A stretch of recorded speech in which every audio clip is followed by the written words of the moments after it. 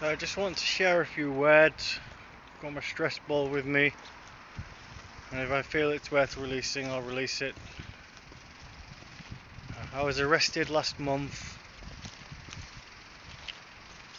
the beginning of March, possibly the 8th, it doesn't really matter. I think that's my CPTSD, which I've diagnosed myself with, and hopefully I'm getting closer to having a formal diagnosis of, along with wherever I fit in the neurodivergency or neurodiversity realm. I like to have everything factual and compartmentalized. My speaker stopped working and I just sit with the speaker broken.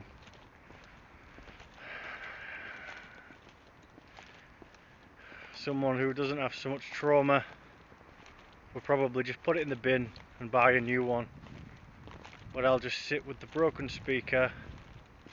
The noise won't come on, but I'll just sit with it until it comes back on. Maybe it'll surprise me. When I can afford a new speaker, I'll buy a new speaker. So 5 police officers woke me up.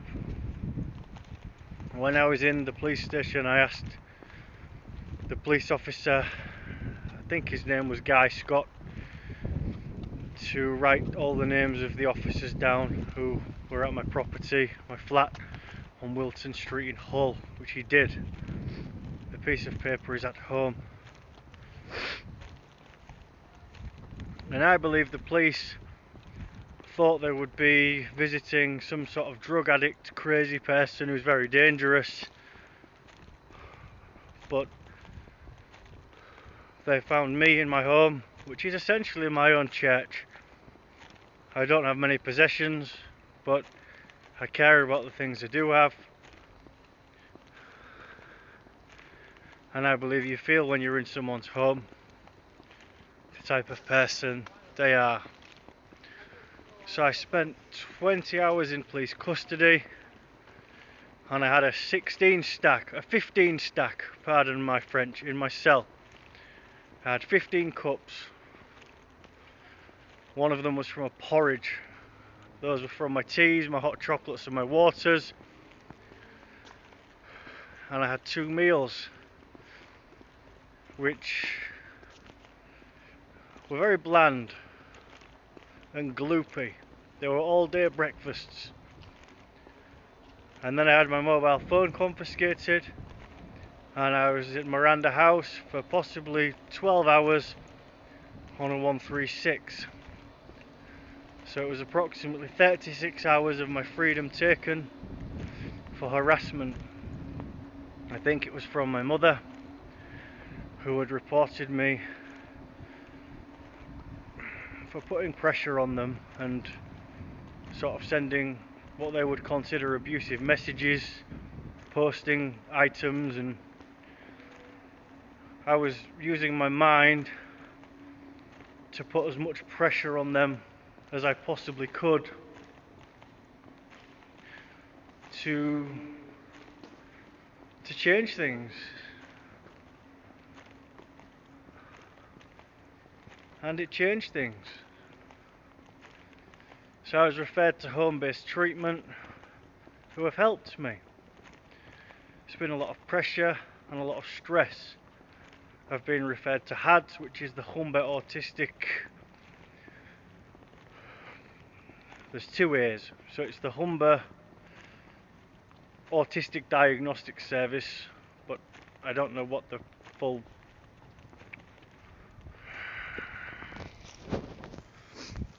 If you want to check out what HADS exactly stands for, then you can Google them. But I've been referred to the Humber Autistic Diagnostic Service. What was that?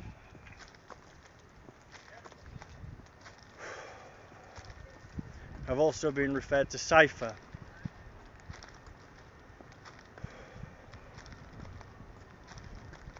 I'm applying for PIP, Personal Independent Payment Allowance, to help me live independently in the community. and I'll be applying for the limited capabilities for work related activity group, which will hopefully give me some extra money.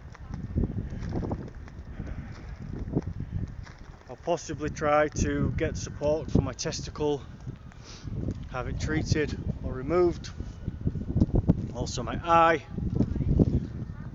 I've had some support with my skin, which is helping me. I was told it was dermatofibroma, and then I was told it wasn't. I was worried it was basal cell skin cancer, like a lot of people when they're stressed, they worry about all of these diseases and what could be. But they gave me these large sticky plasters. I put them on my skin,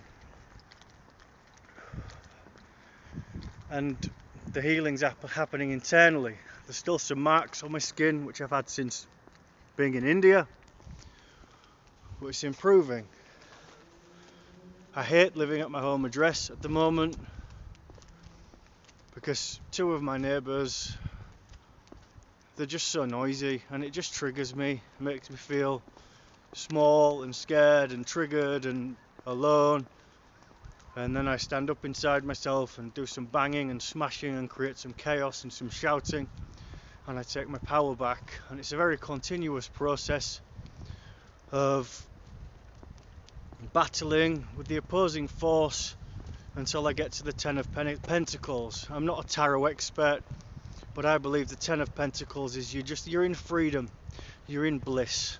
From all of the enemies you've slayed and all of the good seeds that you've planted, you're free. So this is the energy I work with. I can't speak for Neil and his carpet shop on HESSLE Road, but I'm hoping if common sense, intuition, spirit, Humberside Police and everybody else who has had the pleasure of working with me has prevailed, that business is closed. Or the true evil, which I have compassion for because it comes from an evil they experienced as kids, true evil has been dealt with and taken care of. And this spiritual healing journey has led me to believe that justice is death for people. And that's not from a weak-minded, oh, they need to die to suffer. It's from a place of, they're satanic paedophiles. They torture, they murder, they kill, they steal innocence, they're evil. I have compassion for what they went through to make them do that. But it's just saying the best place for them is underground. To restore some dignity in death. To be with their brother who was murdered. Or to be in cells and to never do it again. Because what can you do to someone or for someone when they're at that stage?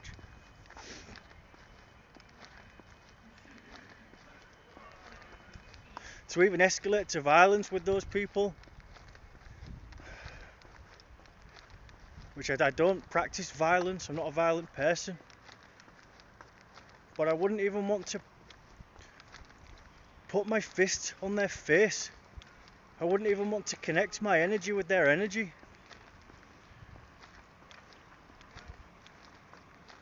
It's fucking horrible.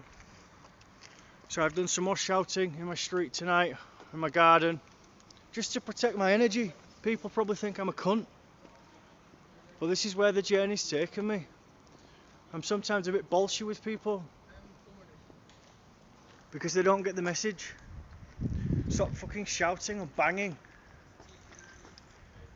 and causing trouble. It never ends. So I'm hoping to move soon, possibly to Newland Avenue. Wilderness Road has been a nice chapter in my life, even though it's been painful, because I've been able to breathe in the damp and work with that energy and go to a crazy healing space of somehow not taking my life or hurting anyone else. Surviving on sleeping on a mattress, which is fucking pissing me off, and making a makeshift bed on my sofa, which I got from a voucher from the fucking Citizens Advice. My mouth's dry.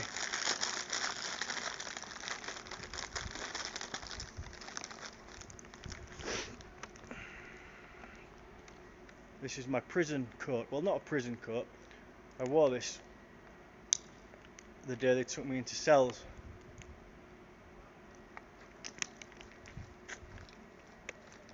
I could tell you some cool stories about my connections with the officers and how super cool and groovy and gangster I am. But I'm walking to university because I'm pissed off with my neighbours, working through repressed memories, which, if I decide to take ayahuasca sometime and I have the money to go through a ceremony, perhaps I'll get some clear answers. But a memory I'm working with at the moment, or a possible repressed memory, is them. I think they tortured animals, cut the balls off and tongues off and all sorts of horrible stuff.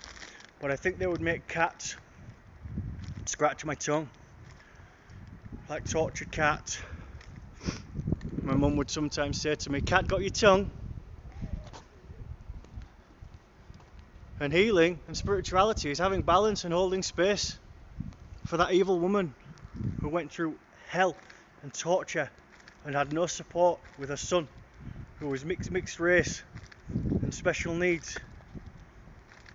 And support, where I came from, was a bad word because they mind controlled me that anybody who mentioned support or asked you questions, they wanted to hurt you. They never let you get close to anyone. They always broke the trust. I had a girlfriend in Barcelona. She was a nice girl. We complimented each other. It was broken. We were good teachers for each other. Everything was broken. Any expression of what resembled being a male or a man that I had left in my early 20s was broken. They were always on my social media, always telling me what to do, always telling me what to say. When I was in Barcelona, I posted a really cool photo of myself. I was doing some work at the castle. Top off, cool shorts. Then I had to take another photo with a pitchfork, pulling a stupid, confused face. So I went from a cool, young guy, or man, posting a nice photo at the castle, could possibly connect with lots of other cool people, to, oh, who's this strange pitchfork guy? So I'm moving into a new chapter now, and when you're a targeted individual, life's hell. It's really, really difficult because they're always there. But then when you decide to face it head on, I'm prepared to die. I'll make connections. I'll turn my darkness into light. Alchemize my pain. I'll shine my light. That's some freedom. Possibly stay in Hull. Possibly move to Leeds or somewhere else if I can make that happen. And possibly support myself by continuing to post videos and images and updates of where I am in my life.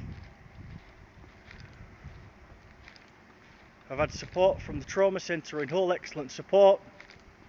I've had support from Humberside Police, the Blue Door, which is an independent sexual violence advisor, and lots of organisations and authorities have lots of information regarding my horrendous trauma history and some of these evil bastards who I was connected to, who I called family. So I told my neighbours where I'd be tonight, gave them a speech in my back garden while I was putting the washing out, and told them at the front of my property, which I won't give my full address on here, you know, I'll allow myself some freedom, but I live on Wilton Street in Hull. I'll be at the university where I can get some peace. And I'll come back on the night when it's peaceful, something like that. I've been provisionally accepted for an art course at Hull College, which should start at the end of the year. Hopefully the guy behind me isn't security. If he is, so what? But this is the energy of healing. So perhaps I'll do an art course and then perhaps go to university and do something creative. Boundary. I'd like to write a book before I die. I think I'd like to try ayahuasca, possibly release a documentary. So this is me, Liam Noman, healing update, no theatrics. Thank you.